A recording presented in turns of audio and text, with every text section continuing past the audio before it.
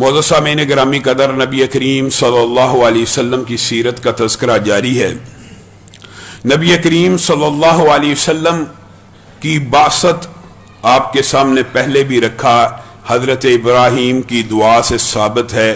حضرت ابراہیم ہزاروں سال قبل اللہ رب العزت سے دعا کر رہے ہیں، ربنا وابعث فیہم رسولا منہم یتلو علیہم آیاتک، اللہ ان میں سے ایک ایسا رسول بھیج جو تیری آیتیں ان کو پڑھ پڑھ کے سنائے، ان کا تزکیہ نفس کرے، ان کو حکمت کی، قرآن کی باتیں سمجھائے۔ اس کے بعد حضرت عیسیٰ کی بشارت انہوں نے اپنی قوم سے خطاب کرتے ہوئے، وَمُبَشِّرًا بِرَسُولٍ يَأْتِي مِن بَعْدِ اسْمُهُ احمد، میرے بعد ایک رسول آنے والا ہے جس کا نام تک حضرت عیسیٰ نے اپنی امت کو بتلا دیا، بنی اسرائیل سے خطاب کرتے ہوئے بتلایا۔ اور اسی بات کو اللہ رب العزت نے کلام حمید میں یوں بیان کیا، الذی یجدونہ مکتوبا عندہم فی التوراۃ والانجیل۔ کسی مولوی کی، کسی اسکالر کی، کسی ڈاکٹر ذاکر نائک یا احمد دیدات کی بات سن کے آپ کے ذہن میں یہ وہم آ سکتا ہے کہ یہ تورات اور انجیل میں سے جو نبی کریم صلی اللہ علیہ وسلم کی نشانیاں ڈھونڈ ڈھونڈ کے لا رہے ہیں، یہ چاہے اپنی من پسند ترجمہ نہ کرتے ہوں، نہیں، ہرگز نہیں۔ اللہ کلام حمید میں کہہ رہا ہے الذی یجدونہ مکتوبا عندہم فی التوراۃ والانجیل۔ اللہ کہہ رہا ہے کہ یہ محمد صلی اللہ علیہ وسلم ایسے ہیں کہ تورات اور انجیل میں یہ یہودی اور عیسائی ان کو لکھا ہوا پاتے ہیں۔ اس بات کا مطلب کیا ہے پتہ؟ اس بات کا مطلب یہ تورات اور انجیل میں اے اللہ کے رسول جتنی مرضی تحریفات ہو گئی ہیں، ابھی آپ کی آمد کی نشانیاں ہم نے پوری طرح ان کی کتابوں سے مٹنے نہیں دی۔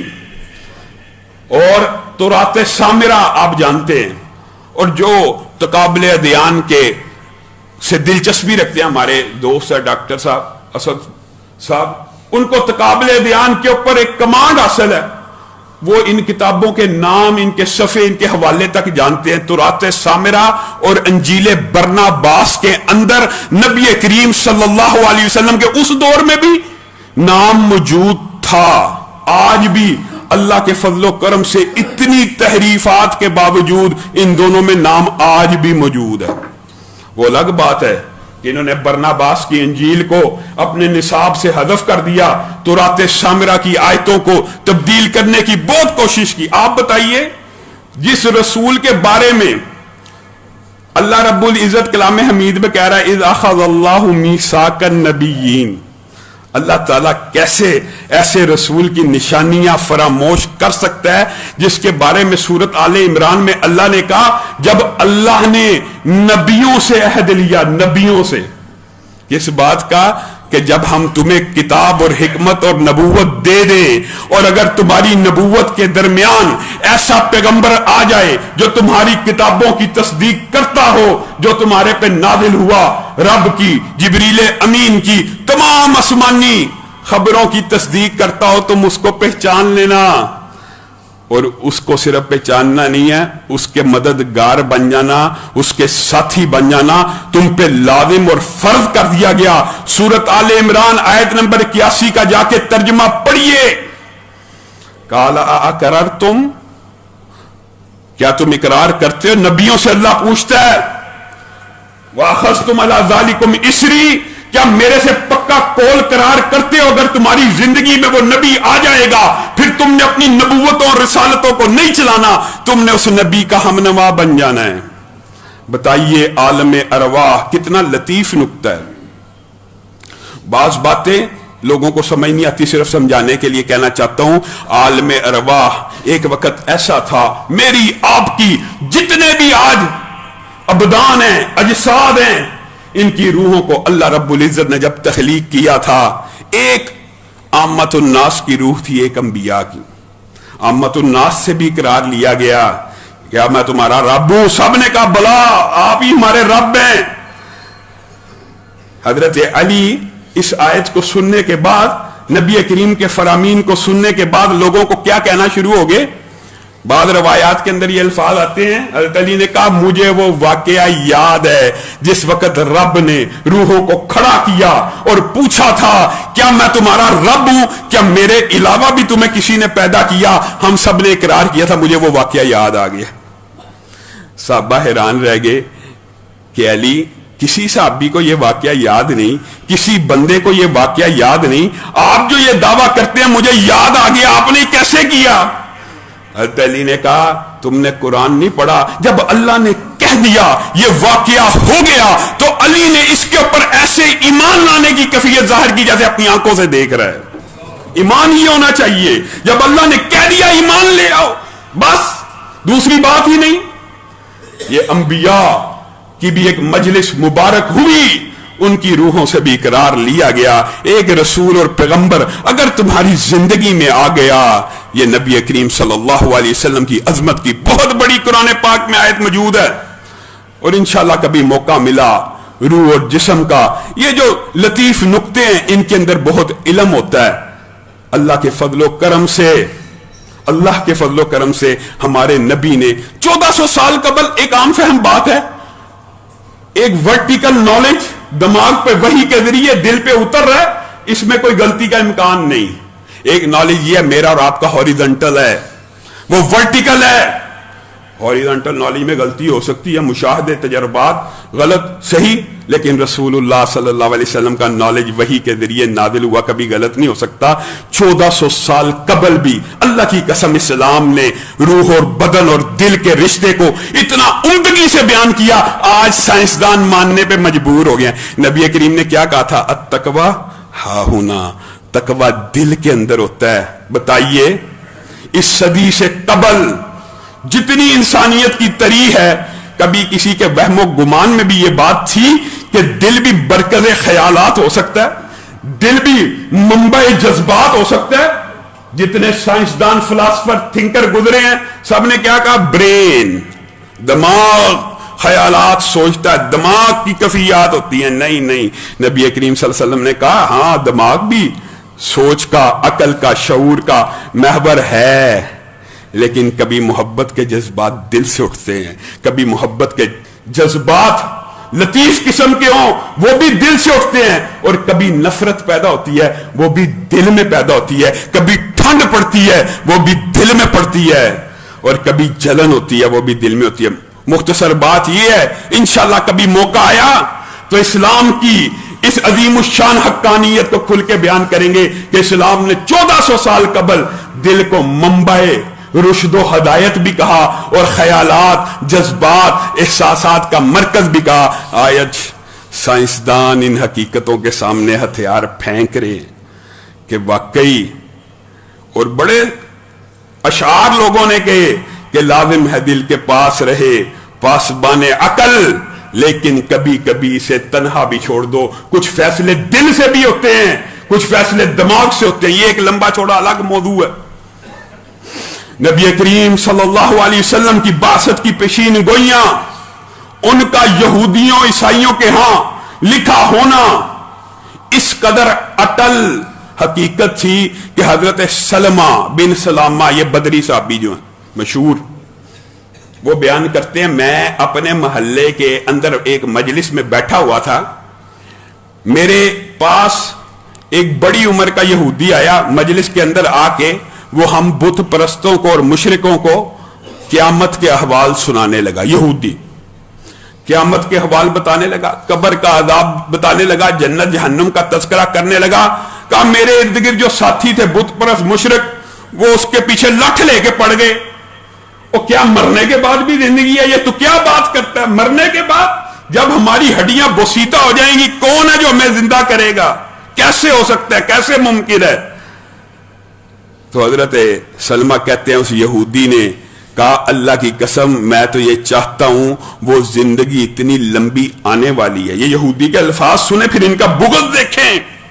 اسی لیے اللہ نے قرآن پاک میں کہا یہ نبی کو ایسے پہچانتے ہیں جیسے اپنے سگے بیٹوں کو پہچانتے ہیں، صرف بغض کی وجہ سے ایمان نہیں لے کے آئے۔ یہ یہودی کہتا ہے مجھے دنیا کے اندر تنور میں ڈال دیا جائے، آگ میں جلا دیا جائے، میں یہ بہتر سمجھتا ہوں اس آگ سے بچنے کے لیے، قیامت کی آگ سے اللہ مجھے بچا لے۔ تو مشرکوں نے کہا ہم بھی کبھی اپنی زندگی میں یہ خبر کسی اور سے بھی سنیں گے؟ تو یہودی نے کہا ہاں. حضرت سلمہ کہتے میری طرف اشارہ کر کے کہتا ہے جب تک یہ فوت نہیں ہوگا، یہ سب سے کم عمر بچہ اس مجلس میں بیٹھا ہے، یہ اپنی آنکھوں سے مکہ کی طرف اشارہ کر کے کہا یہاں سے ایک نبی مبعوث ہونے والا ہے جو اس کو اپنی آنکھوں سے دیکھے گا، وہ انہیں جنت کی طرف بلائے گا، جہنم سے نجات کی دعوت دے گا، اور یہ ساری باتیں جو میں کر رہا ہوں آپ لوگوں کے سامنے رکھے گا. حضرت سلمہ بن سلامہ بدری صحابی ہیں. کہا نبی کریم صلی اللہ علیہ وسلم کی آمد کی اطلاع آئی. آپ کو پتا نا انصار نے بڑی تیزی سے اسلام قبول کیا، پتا ہے نا. نبی کریم آئے ہیں استقبال کے لیے، اکٹھے ہو گئے، ایمان قبول کر لیا. وجہ کیا؟ وجہ اس کے پیچھے جو وجہ حقائق ہیں لوگوں کی نظروں سے پوشیدہ اور اوجھل ہوتے ہیں. اس کی وجہ یہ ہے کہ مدینہ کے ارد گرد یہودیوں نے بستیاں بنائی ہوئی تھیں. کس لیے کہ یہ ایک نبی کی ہجرت گاہ، اتنا علم اتنا نالج ان کے پاس موجود تھا کہ وہ نبی کی ہجرت گاہ کو بھی پہچانتے تھے اور اس کے ارد گرد آ کے آباد ہو گئے اور ان لوگوں کو بتلانے لگے یہاں نبی آنے والا ہے. جس وقت نبی کریم آ گئے انصاری سب نے اسلام کو قبول کر لیا، کیونکہ یہودیوں سے ایک عرصے سے سنتے آ رہے تھے تورات اور انجیل کے قصے کے یہاں پہ ایک نبی آنے والا ہے. حضرت سلمہ بن سلامہ کہتے ہیں جب ہم سارے مسلمان ہو گئے ہم نے اس یہودی کو کہا کیا ہو گیا؟ اسی نبی کی آمد کی اطلاع ہمیں دیا کرتے تھے، اسی نبی کی آمد کی اطلاع اور شوق اور رغبت سے یہاں پہ شفٹ ہوئے تھے، اب ایمان کیوں نہیں لے کے آتے؟ کہا وہی یہودی جو نبی کریم صلی اللہ علیہ وسلم کی آمد کی پیشین گوئیاں ہمیں بتلایا کرتا تھا. کیا کہنے لگا؟ ایمان تو لانے کے لیے آئے تھے لیکن اللہ نے بھیج اسماعیل کی اولاد میں سے دیا. یہ تعصب بنی اسرائیل کا کہ آئے نبی رسول آئے تو اللہ کو معاذ اللہ کے اوپر حاکم ہے کہ اللہ بھیجے بھی کس میں سے؟ اسحاق کی اولاد میں سے. اللہ کے اوپر فیصل ہے. اللہ نے اسماعیل کی اولاد میں سے کیوں پیدا کر دیا؟ اس بات کے اوپر معاذ اللہ حضرت اسماعیل کو کیا کہتے ہیں یہودی طنز کے طور کے اوپر؟ لونڈی کا بیٹا معاذ اللہ. حضرت ابراہیم کی بیوی حاجرہ کے بارے میں یہ طنزیہ الفاظ کہتے ہیں کہ اس کی اولاد میں سے آیا اس لیے ہم اس کی نبوت کا اقرار نہیں کریں گے. حضرت عبداللہ بن عمر بن عاص کتنے عظیم صحابی ہیں، خود بیان کرتے ہیں خود اس وقت کی تورات کے بارے میں نے اپنی آنکھوں سے تورات کے اندر یہ جملے دیکھے ہیں کہ رسول اللہ صلی اللہ علیہ وسلم کی پیشین گوئی کے مطابق کہ ایک نبی آئے گا تورات کے اندر لکھا ہوا ہے، وہ مبشر ہوگا، وہ نذیر ہوگا، وہ نہ تند ہوگا، وہ نرم مزاج ہوگا، وہ اچھے اخلاق کا ہوگا، وہ لوگوں کو ایک اللہ کی طرف بلائے گا اور اس وقت تک دنیا سے نہیں جائے گا جب تک لوگوں کے قلوب اور اذہان کو توحید کی روشنی سے منور نہیں کر دیتا. حضرت عبداللہ بن عمر بن عاص قسم کھا کے آپ کو اور مجھے بتا رہے ہیں کہ میں نے اپنی آنکھوں سے تورات کے ایک نسخے کے اندر یہ عبارت دیکھی. آگے آئیے کعب بن احبار وہ کہتے ہیں میں نے خود تورات کے اندر یہ آیتیں پڑھی ہیں کہ نبی کریم صلی اللہ علیہ وسلم تند خو نہیں ہوں گے، سخت مزاج نہیں ہوں گے، نرم مزاج اعلیٰ اخلاق کے ہوں گے، بازاروں چوکوں چراہوں میں آوازیں کسنے والے نہیں ہوں گے، ان کی امت مسجدوں کو آباد کرنے والی ہوگی. دیکھو یار نشانی تھی مسجدوں کو آباد کرنے والی. آج مسجدیں ویران ہیں، جمعے میں تو آباد ہیں، فجر ظہر عصر مغرب شام میں ویران ہیں. یہ امت مسجدوں کو آباد کرنے والی ہوگی. حتیٰ کہ ان مسلمانوں کی نشانیاں تورات میں اس طرح موجود تھی، یہ وضو کریں گے. کعب بن احبار کہتے ہیں ان کی امت وضو کرے گی، قیامت کے دن ان کے یہ عادات چمک رہے ہوں گے، یہ کپڑا ٹخنوں سے اوپر رکھیں گے، سادگی اور عاجزی کو اختیار کرنے والے ہوں گے.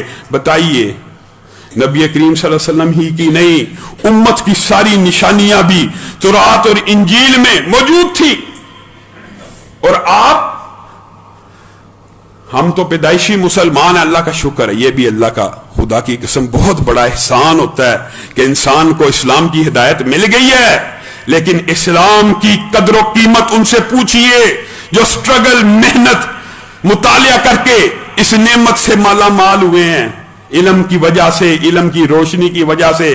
جس بندے کو یہ ادراک اور شعور ہی نہیں کہ یہ نعمت کس قدر اعلی ہے، وہ کبھی حقیقی معنوں میں اس کا شکر ادا نہیں کر سکتا۔ آپ کے سامنے حضرت سلیمان فارسی کا مشہور واقعہ ہے، بتائیے کیا رسول اللہ صلی اللہ علیہ وسلم کی آمد زبان زد عام یہودی عیسائی علماء میں تھی کہ نہیں؟ سلیمان فارسی اصبہان کی ایک بستی میں رہتے ہیں۔ عبداللہ ابن عباس کہتے ہیں خود مجھے سلیمان فارسی نے اپنا سارا قبول اسلام کا واقعہ سنایا، کیونکہ مشہور ہو گئے تھے صحابہ کے اندر۔ ان کی عمر کے حوالے سے بھی بڑی لمبی چوڑی روایات موجود ہیں، کسی نے کہا 260 برس، کسی نے کہا 380 برس، بہرحال ان کی عمر طویل تھی۔ ابتدا میں کیا تھے؟ آتش پرست۔ زرتشت بھی ایک مذہب گزرا ہے، کبھی موقع ملا اس کے حوالے سے بھی چند گزارشات آپ کے سامنے رکھیں گے۔ آتش پرست تھے، اور ان کے والد نے ان کی تربیت ایسی کی کہ تو نے کاروبار کے اندر اپنے آپ کو مگن نہیں کرنا، تو صرف آتش پرستی کے اندر مگن رہ، یہ معبد خانہ ہے، اس کی خدمت کر، میں تجھے للہ فی اللہ وقف کرتا ہوں۔ اس دور کے اندر سلیمان فارسی کہتے ہیں میں کبھی آتش کدے کی آگ کو بجھنے نہیں تھا دیتا۔ ایک دن میرا باپ مکان کی تعمیر میں مصروف تھا، علاقے کا سردار تھا، اس نے کہا جا بیٹا جگیر کا چکر لگا کے آ۔ میں جگیر کا چکر لگانے گیا۔ یہ لمبا چوڑا واقعہ مختصر کر کے آپ کے سامنے رکھتا ہوں، پھر بھی واقعہ طویل ہے۔ کہتے ہیں میں گیا، رستے میں میں نے ایک گرجا دیکھا، میں نے ان کی عبادات کا طریقہ دیکھا، میں نے ان کی نماز دیکھی، میں اٹریکٹ ہو گیا۔ میں وہاں پہ مغرب تک، شام تک، سورج کے غروب ہونے تک وہاں پہ رہا، پھر واپس آیا۔ باپ پریشان تھا، کہاں رہ گیا تھا؟ تو میرے لیے بڑا محبوب ہے۔ بتایا میں ایک گرجے میں گیا، ان کی عبادت مجھے یہ آتش پرستی سے بہتر لگی ہے۔ اچھا تو وہاں گیا؟ کیا میرے باپ نے میرے پہ سختی شروع کر دی، زنجیریوں سے باندھ دیا اور کہا تیرے آباء و اجداد کا دین ہی سچا، خبردار تو کبھی عیسائی گرجے میں گیا؟ کہتے ہیں میں نے موقع پا کے ان کو کہا کوئی قافلہ، اس کا منبع اور مرکز کون سا علاقہ کا؟ شام کے علاقے میں یہ مذہب پایا جاتا ہے، جب کوئی قافلہ جائے مجھے بھی لے جانا۔ خدا کا کرنا تھا، وہ شام میں پہنچے، کہا وہاں پہ میں نے پوچھا کون بڑا عالم ہے؟ کہا اس گرجے کا جو پادری ہے۔ کہتے میں اس کی خدمت میں لگا رہا۔ وہ بدترین انسان تھا، عالم بڑا تھا لیکن بد عمل تھا، بدترین انسان تھا۔ لوگ اس کو پیسے دیا کرتے تھے گرجے کی تعمیر کے لیے، وہ اس کو اپنے ذاتی مصرف میں بھی لاتا تھا اور خزانے کے طور پہ جمع کرتا تھا۔ کہا میں سارا مشاہدہ کر رہا ہوں، یہاں تک کہ وہ عالم فوت ہوا۔ میں نے لوگوں کو کہا یہ خیانت کیا کرتا تھا، تمہارے مال کو صحیح طرح تمہارے دین پہ نہیں تھا لگاتا۔ کہا اس کا کیا ثبوت ہے؟ کہا آؤ میں تمہیں 7 مٹکے دکھاتا ہوں جس کے اندر اس نے تمہارا خزانہ بھرا ہوا ہے۔ وہ 7 مٹکے دکھائے، عیسائیوں نے اس عالم کو سولی پہ لٹکایا اور دفن نہ کیا۔ کہا اس کے بعد ایک اور عالم آیا، وہ بہت عمدہ تھا، وہ بڑا اچھا تھا، قول و عمل ایک جیسا تھا، میں اس کی خدمت میں مشغول رہا۔ مجھے اس سے ایسی محبت ہو گئی کہ اس جیسی محبت پہلے میں نے کسی سے محسوس نہ کی۔ میں اس کی خدمت میں لگا رہا، اس کا آخری وقت آ گیا۔ میں نے کہا میں تو حق کے راستے پہ چلتا ہوا یہاں تک پہنچا ہوں، آپ مجھے بتلائیے کیا آپ کے بعد بھی کوئی ایسا عالم ہے جو اللہ سے صحیح معنوں میں ڈرتا ہو، اخلاص کا پیکر ہو، قول و عمل ایک جیسا ہو؟ کہا ہاں ہے، موصل چلے جاؤ۔ کہا وہاں پہنچا، وہاں پہ بھی ایسا عالم پایا، بہترین عمل۔ یہ بھی لمبا چوڑا واقعہ ہے۔ اس کی موت کا وقت آیا، میں نے کہا آپ کا پہلا ساتھی بھی بڑا عمدہ تھا، اس نے آپ کی طرف رہنمائی کی، آپ بھی بہت عمدہ ہیں، آپ کی میں نے خدمت کر دی، آپ دنیا سے جانے لگی ہیں، بتائیے کوئی اور آپ جیسا عالم دنیا میں ہے؟ کہا ہاں، نصیبین چلے جاؤ، وہاں پہ ایک عالم ہے۔ کہتے میں وہاں پہنچا، یہی ماجرا ہوا۔ اس نے کہا اس وقت جب آخری وقت آیا دنیا کے اندر ایک بندہ باقی ہے میری نظر میں جو صحیح دین اور مذہب کے اوپر ہے، وہ اموریا میں رہتا ہے، اس کے گرجے میں چلے جاؤ۔ کہا میں اموریا پہنچا، وہ بہت بڑا عالم تھا، اس کی بھی خدمت کی، وہ قول و عمل کا ایک جیسا تھا، وہ پیکر اخلاص تھا، اس کا بھی آخری وقت آن پہنچا۔ میں نے پوچھا اب میں کیا کروں؟ کہا میرے علم کے مطابق اب دنیا کے اندر کوئی حق پرست یہودی یا عیسائی عالم باقی نہیں ہے، ہاں تجھے ایک بات کہتا ہوں، مجھے امید ہے وہ وقت بہت قریب آ چکا ہے جب ایک پیغمبر اور رسول کا ظہور ہونے والا ہے۔ اس نے حضرت سلیمان فارسی کو دو سنگلاخ چٹانوں اور میدانوں کے درمیان نبی کریم صلی اللہ علیہ وسلم کی ہجرت گاہ کی نشانیاں بتلانا شروع کی۔ سیاہ پتھر ہوں گے، کھجور کے درخت ہوں گے، اس طرح کا محلے وقوع ہوگا، اس کے کنبے اور قبیلے کے لوگ، اسی کی برادری کے لوگ صرف ایک اللہ کی طرف بلانے کی وجہ سے اس کو اپنی بستی سے نکال دیں گے اور وہ مدینہ کی طرف ہجرت کر جائے گا۔ یہ اس نبی کا آخری مقام ہوگا۔ تو اگر چاہتا ہے حق کو پانا، ہدایت کو پانا، رشد کو پانا ہے تو اس علاقے کی طرف چلے جا۔ حضرت سلمان فارسی کہتے ہیں اتنی عظمت سن کے میں نے اس سے 2-3 سوالات کیے، اگر مجھے اس بستی میں ایسا رسول ایسا پیغمبر مل جائے اس کی نشانیاں کیا ہوں گی؟ آپ مجھے بتلائیے۔ یہ جو میں واقعہ بیان کر رہا ہوں، یہ جو اموریا کا، موصل کا، نصیبین کا، یہ جو سارے شام کے پادری، یہ راہب، یہ نبی کریم صلی اللہ علیہ وسلم کی نشانیوں کو کہاں سے پڑھتے تھے؟ تورات اور انجیل سے۔ اور بتلانے کیا لگے ہیں؟ اموریا کا راہب حضرت سلیمان فارسی کو کہتا ہے وہ نبی صدقہ قبول کرے گا لیکن کھائے گا نہیں۔ اس نبی کی نشانی یہ ہوگی تیرے صدقے کو قبول کرے گا لیکن کھائے گا نہیں۔ ہاں لیکن تو جتنا مرضی غریب ہو، جتنا مرضی نادار ہو، جتنا مرضی کمزور ہو، اگر اس نبی کے سامنے تحفے کے طور پہ رکھے گا تو اس کو کھا لے گا، اس کو کھائے گا، صدقہ نہیں کھائے گا، تحفے کو کھائے گا۔ دوسری نشانی بتلائیے۔ کہا ان کی پشت مبارک پہ ایک مہر ہوگی جس کو مہر نبوت کہا جاتا ہے۔ حضرت سلیمان فارسی کہتے ہیں اس کے بعد اس کا انتقال ہوا اور میں ہجرت گاہ کی طرف یعنی مدینہ اور یثرب کی تلاش میں لوگوں سے پوچھنے لگا۔ پھر بنی کلب کے بعد لوگوں سے معاہدہ کیا کہ جب تمہارا قافلہ وہاں جائے حجاز کی طرف مجھے ساتھ لے جانا۔ میرے پاس بکریاں بھی تھیں، گائیں بھی تھیں، میں نے اجرت کے طور پہ ان کو دیا، لیکن ان بدبختوں نے ایسا ظلم کیا، جب وادی قرا کے قریب پہنچے میرے پہ قبضہ کیا، مجھے غلام بنا کے ایک یہودی کے ہاتھ میں بیچ دیا۔ میں وادی قرا ہی کو بہت عرصہ مدینہ سمجھتا رہا، ملتا جلتا علاقہ ہے، خطہ ایک سا حجاز کا، محلے وقوع کئی علاقوں میں ایک سا ہوتا ہے۔ وہاں پہ بنو قریظہ کے اس کا چچا کا بیٹا یہودی کا بنو قریظہ سے آیا، اس نے مجھے خریدا اور مدینہ منورہ لے آیا۔ اس بستی کو دیکھتے ہی، اس کے اندر موجود ساری نشانیوں کو دیکھ کے مجھے پتا لگ گیا یہی وہ بستی ہے جس کی طرف اموریا کے راہب نے نشان دی۔ کافر ایک عرصہ اس کی غلامی کاٹتا رہا، دن بھر رات وہاں پہ گزرتے رہے۔ اچانک میرے آقا، میرے سردار یعنی جنہوں نے خریدا تھا، وہاں پہ چند لوگ آئے، کہا تباہ ہو جائیں اوس اور خزرج۔ قبا میں ایک بندہ آئے، اس نے نبوت کا اعلان کیا ہے، وہ مکہ سے ہجرت کر کے آ رہا ہے، یہ اوس خزرج اور کنبے اور قبیلے اس کے ہاتھ پہ اسلام کو قبول کرنے لگے۔ کہا میرا اسی وقت کان کھڑے ہوئے، ٹھٹکا، میں نے اپنے آقا سے پوچھا کون ہے کون؟ اس نے مجھے تھپڑ مارا، تیرا کیا لینا دینا ان باتوں سے؟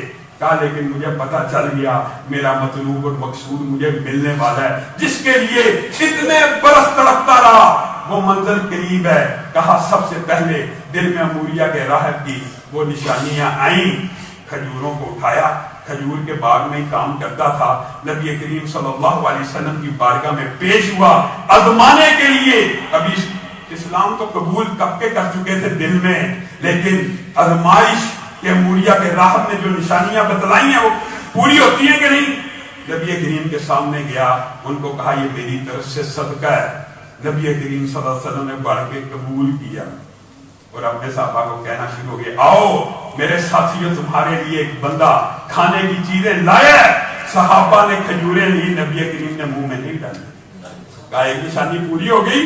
اگلے دن میں گیا، میں نے نبی کریم صلی اللہ علیہ وسلم کی بارگاہ میں تحفے کے طور پہ اس سے کچھ کم درجے کی کھجور رکھی، جو کل لایا تھا وہ اعلیٰ تھی، صدقے کی تھی، نبی نے ایک لقمہ نہیں لیا، آج کم درجے کی لایا، لیکن نبی کو کہا یہ آپ کے لیے تحفہ اور ہدیہ لایا ہوں۔ نبی کریم نے کہا مرحبا، بسم اللہ کر کے کھجور کو منہ میں ڈال دیا۔ میرے سامنے نشان، یہ تورات کے اندر، انجیل کے اندر راہبوں نے حضرت سلیمان فارسی کو یہ نشانیاں بتلائی تھیں، کہا ایک ہی نشانی رہ گئی تھی اور وہ مہر نبوت تھی۔ میں بقیع غرقد میں پہنچا، نبی کریم وہاں پہ پہلے صحابی کو دفن کر رہے ہیں، میں پیچھے سے جان بوجھ کے چادر کو کھینچا، مہر کو دیکھا، اس کو چومنا شروع کیا، اشہد ان لا الہ الا اللہ واشہد ان محمد عبدہ ورسولہ کا نعرہ بلند کیا۔ نبی کریم صلی اللہ علیہ وسلم پلٹے، اپنے سینے سے لگایا، کہا کیا ماجرا؟ کہا پھر میں نے ساری داستان سارے صحابہ کو سنائی۔ نبی کریم صلی اللہ علیہ وسلم مسکرانا شروع ہو گئے اور کہا اللہ کی قسم اموریہ کے راہب نے تجھ سے سچ کہا تھا، میری یہی نشانیاں تورات اور انجیل میں موجود ہیں۔ اب نبی کریم صلی اللہ علیہ وسلم کی بات سنیے، سلمان فارسی کے ساتھ کتنا عمدہ معاملہ کیا۔ اچھا میرے غلام، اتنی صدیوں کا سفر کر کے حق کی طرف پہنچے ہو، بتاؤ کتنے میں مکاتبت ہوئی ہے، کس چیز کے عوض غلام ٹھہرے ہو؟ کہا 300 کھجور کے درخت، 300 کھجور کے درخت اور 40 اوقیہ سونے کے بدلے میں میری مکاتبت ہوئی ہے۔ نبی کریم نے کہا اسی وقت صحابہ کو کہنا شروع کیا کون ہے جو سلمان فارسی کی آزادی کے لیے صدقہ کرتا ہے؟ ایک نشست کے اندر صحابہ نے 300 کھجور کے پودوں کا انتظام کر دیا اور سلمان فارسی کو حکم دیا، نبی کریم نے جاؤ کھڈے کھودو، میں محمد صلی اللہ علیہ وسلم یہ کھجور کے پودے اپنے ہاتھوں سے لگاؤں گا۔ سلمان فارسی نے کہا اللہ کی قسم 300 کے 300 پودے نبی کریم نے اپنے ہاتھ سے رکھے تھے، ایک پودا ایسا نہیں جو جل گیا ہو، سب کے سب کو کھجور لگ گئی، سب کے سب کو۔ کہا یہ معاملہ طے ہوا۔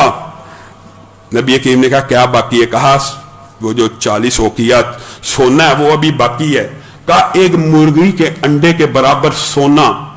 نبی کریم صلی اللہ علیہ وسلم کے پاس آیا، کہیں سے نبی کریم صلی اللہ علیہ وسلم نے اس کے اوپر اپنے لعاب کو ڈالا اور سلمان فارسی کو کہا جاؤ اس کے ذریعے یہودی کا سارا قرض ادا کر دو۔ تو میں نے آقا سے کہا آقا یہ مرغی کے انڈے کے برابر سونا 40 اوقیہ سونے کے برابر خرچ میں کام آ جائے گا؟ کہا نبی کریم مسکرانا شروع ہو گئے اور کہا بسم اللہ پڑھ کے سلمان اس کو خرچ کرو، انشاءاللہ تمہیں غلامی سے نجات ملے گی۔ حضرت سلمان فارسی کہتے ہیں اللہ کی قسم اس سونے کو میں نے استعمال کرنا شروع کیا، جہاں پہ آخری قطرہ ختم ہوا وہاں پہ 40 اوقیہ سونا پورا ہو گیا، پورا ہو گیا۔ یہ نبی کریم صلی اللہ علیہ وسلم کے معجزات کے باب میں بھی واقع آتا ہے۔ میں اور آپ، ہمارے اوپر اللہ کا احسان ہے، ہم پیدائشی مسلمان ہیں، لوگوں نے محنتیں کر کے ریاضتیں کر کے اس نبی کریم صلی اللہ علیہ وسلم کی کھوج جستجو کر کے حق کو پایا۔